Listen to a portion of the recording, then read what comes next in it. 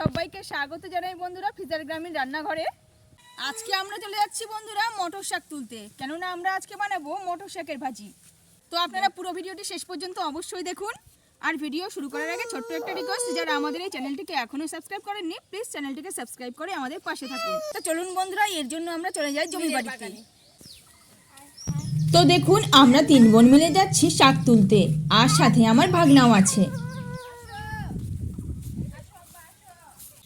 আমাদের বাড়ি থেকে বন্ধুরা অনেকটা দূরের হাঁটা পথ, তো আমরা হাঁটতে হাঁটতে প্রায় চলেই এসেছি। এখন আমরা ঢুকবো ভেতরে। তো আমরা ফাইনালি জমি বাড়িতে ঢুকে গেলাম। অনেক কিছু হয়েছে এখানে, প্রচুর শাকসবজি।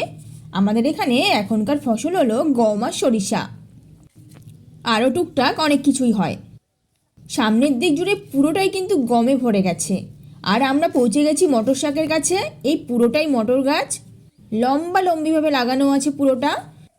চারিদিকটা একদম ভরে গেছে মটর শাকে, বড় বড় হয়ে গেছে গাছগুলো, আর আগাগুলোতে ফুলও ধরেছে।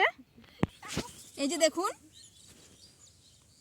কি সুন্দর ফুলগুলো, একদম শিমের ফুলের মতন লাগছে। আর এই যে দেখুন একটা রঙিন ফুল, পাতাগুলো একদম নরম বন্ধুরা, খুবই নরম। এই শাকের আগাগুলোই আমরা নিয়ে নিচ্ছি, একদম নরম, খুব তাড়াতাড়ি এগুলো সিদ্ধ হয়ে যাবে। চারিদিকে কত গাছ, চারিদিকে পুরো শাকে ভরে গেছে। আর শীতকালে এই পরিবেশ দেখতে কিন্তু দারুণ লাগে। এই যে দেখছেন বন্ধুরা ফুল, এই ফুলগুলো থেকেই কিন্তু মটরশুঁটি হবে। যদিও ছোট ছোট মটরশুঁটি হয়েছে, ছোট অবস্থায় এই মটর দানাগুলো খেতে দারুণ লাগে, একদম নরম আর মিষ্টি।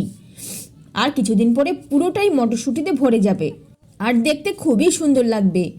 সত্যি শীতকালীন শাকসবজি দেখতে আলাদাই ভালো লাগে। কত ফুল, দেখতে দারুণ লাগছে, সুন্দর। আমরা মটর শাকের ভাজি করব, কিন্তু এই মটর শাকের ঘন্ট খেতেও কিন্তু দারুণ লাগে। আর এই নরম নরম মটর শাকের ভাজি কিন্তু দুর্দান্ত লাগে খেতে। কি হয়েছে? আর এই যে দেখুন মটরশুঁটি হয়েছে ছোট ছোট, এই যে দেখুন, বাকি পুরোটাই ভরে যাবে মটরশুঁটিতে। প্রচুর ফুল এসছে। আর মটর শাকের ভিতরে ভিতরে দেখুন এই যে ধনে গাছ হয়েছে, গাছগুলো কত বড় বড় হয়ে গেছে, আর ফুলও ধরেছে। কত বড় বড় ধনে গাছ হয়েছে আর ফুলও ধরেছে দেখুন। তো তুলতে তুলতে আমাদের অনেক শাক তোলা হয়ে গেল, আর অল্প একটু তুলবো। দেখুন কতখানি হলো, অনেকটা নিয়েছি, কিন্তু ভাজা করলে অল্পই হয়ে যাবে।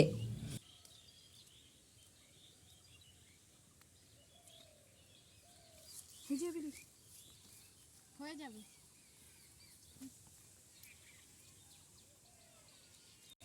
অনেকটাই শাক তুলে নিয়েছি আমরা, হয়ে যাবে।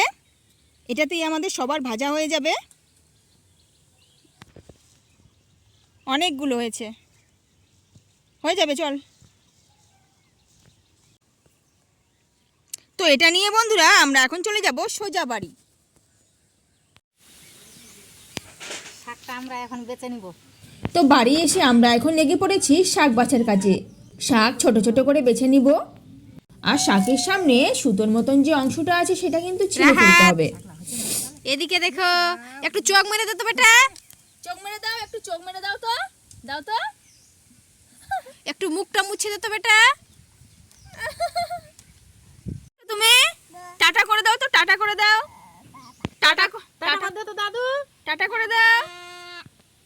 একটু হাসো তো দাদু, হাসো, একটু চোখ মেরে দে বেটা, চোখ মেরে দে। এই রেসিপিটা বন্ধুরা ডাল ভাতের সঙ্গে খেতে কিন্তু দারুণ লাগে। আপনারা জল ভাত দিয়েও খেতে পারেন, জল ভাত দিয়ে খেতেও খুব ভালো লাগে। আমরা প্রায়ই এটা খাই। নরম কত পাতাটা। আমার মা বোনেরা সবাই মিলে শাক বেছে নিচ্ছে, আর আমার ভাগনা দেখুন কত দুষ্টুমি করছে, সব শাকগুলো খালি ফেলে দিচ্ছে। টাটা করে দে বেটা, একটু হাসো তো, একটু হাসো তো। টাটা করে দে তো দাদু, টাটা। বেটা একটু চোখ মেরে দে, চোখ মেরে দাও, একটু পাতলিকা মারিয়া বলে নাচতো বেটা।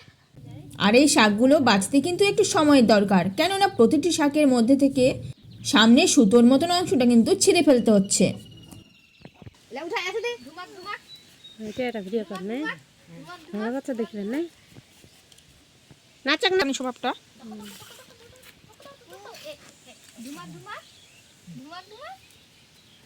আমাদের সবগুলো শাক বাছা হয়ে গেছে, এখন এগুলো আমরা ভাজা করব। তো আমরা শাক ধুয়ে এনে উনুন ধরিয়ে নিয়েছি।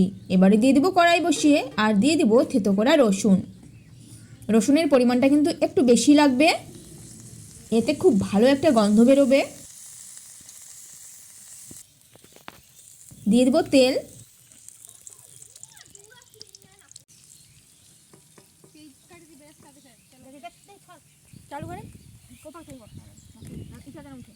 রসুন একটু ভাজা ভাজা করতে হবে। এরপরে দিয়ে দেবো শুকনো লঙ্কা ছিঁড়ে।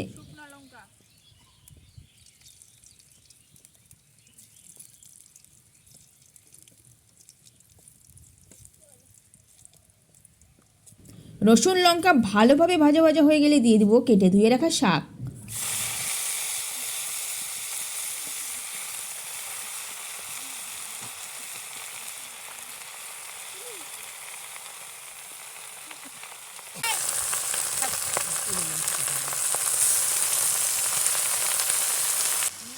দিলাম নুন, কিছুক্ষণের মধ্যে শাক বসে যাবে।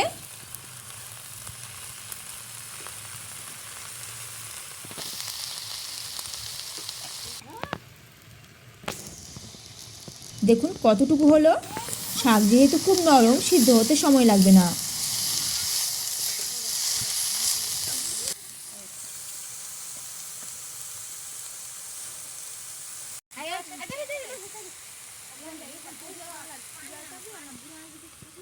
শাক ভাজা প্রায় হয়ে গেছে, চুলার আঁচেই বাকিটা হবে। আমরা এতে আর কোনো জাল দেব না। তো শাক হয়ে গেলে আমরা একটা ডিশে ঢেলে নিয়েছি দেখুন। তো এই ছিল বন্ধুরা আজকের এই রেসিপি। তো এটা আপনাদের কেমন লাগলো তা নিচের কমেন্ট বক্সে জানান। আর ভিডিওটি ভালো লেগে থাকলে একটি লাইক করুন, চ্যানেলটিকে সাথে অবশ্যই সাবস্ক্রাইব করে আমাদের পাশে থাকুন।